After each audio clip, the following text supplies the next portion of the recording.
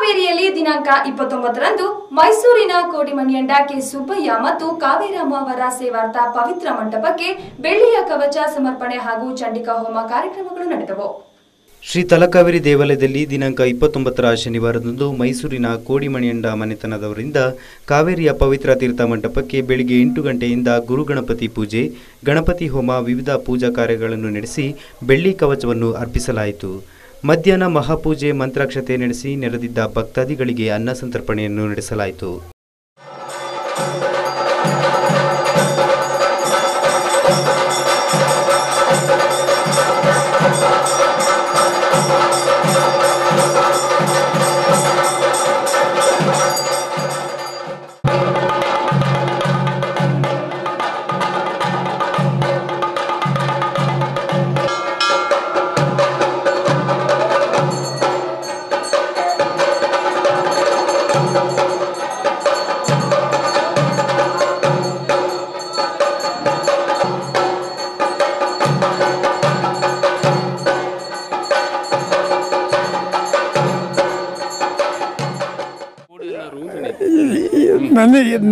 ನನ್ನ ಕೈಯಿಂದ ಎಷ್ಟಾಗಿದೆ ಅದು ನಾನು ಮಾಡಿದ್ದೇನೆ.